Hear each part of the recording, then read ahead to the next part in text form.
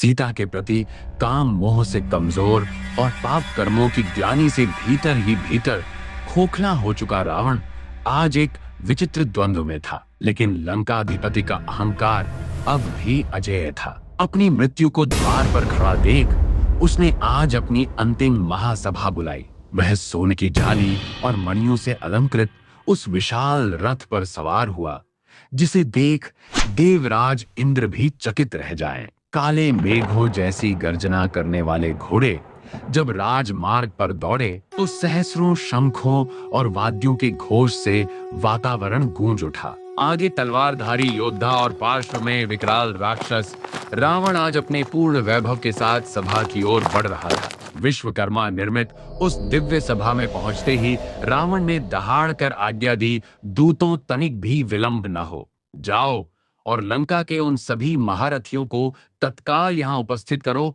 जो युद्ध कला में निपुण हैं। उनसे कहो कि शत्रुओं ने हमारे द्वार पर दस्तक दी है और अब समय आ गया है उस महाकार्य को सिद्ध करने का। पूरी लंका रथों और हाथियों से भर गई। अंत में विभीषण आए। उन्होंने स्वर्ण रथ से उतरकर रावण के चरण वंदन किए। लंकापते, आपके अनुज विभीषण का सादर प्रणाम स्वीकार करें। रावण बोला, आओ विभीषण, तुम्हारा स्थान तुम्हारे पराक्रम के अनुरूप ही है, बैठो। तुम्हारी गदा और बुद्धि की आज लंका को बहुत आवश्यकता है।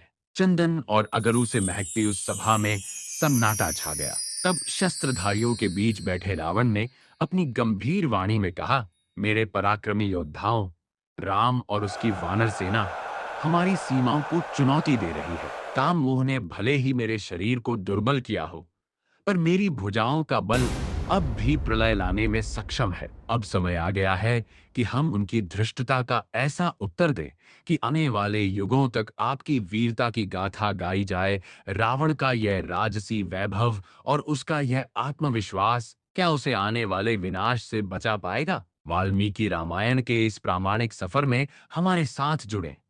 अगर यह वीडियो पसंद आया हो तो सब्सक्राइब करें और कमेंट में जय श्री राम लिखें।